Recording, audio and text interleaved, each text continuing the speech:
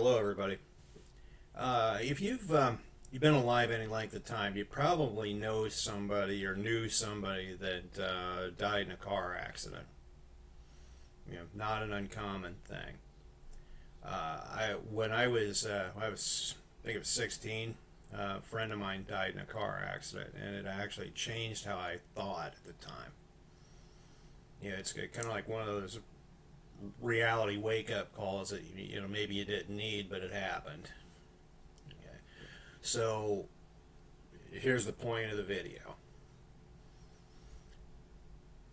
Most people, if they've done any amount of research or they research mechanical things or whatever, the military or various military organizations over the years have done things like rocket sled tests, and they've collected data on what the maximum amount of acceleration and deceleration a human being can handle.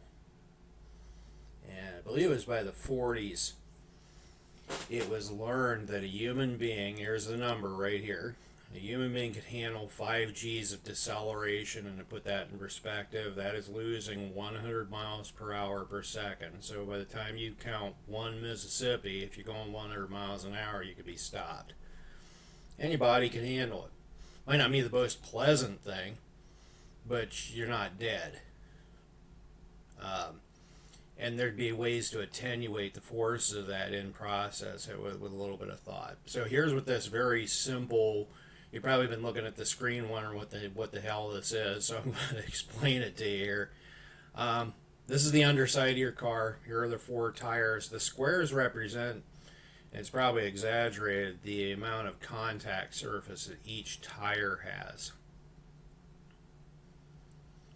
Now, here's the thing. Although you could survive this, your car is not mechanically able to do this.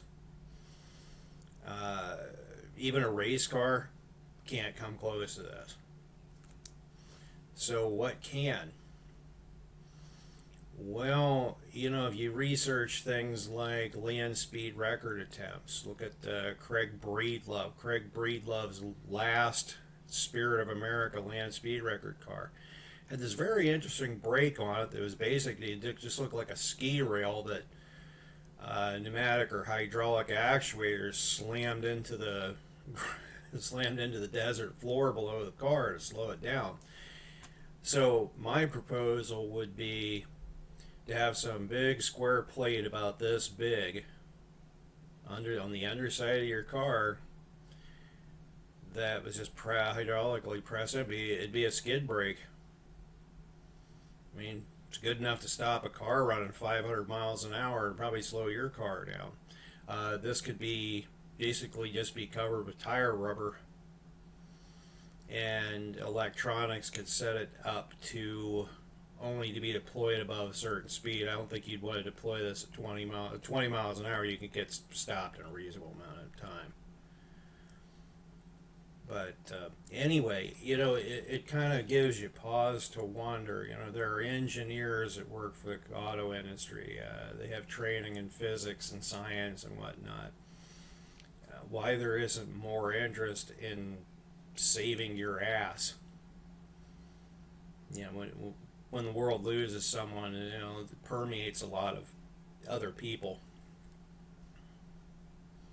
Anyway, that's about it. If you have any thoughts you want to share with me, let me know. And thank you for watching.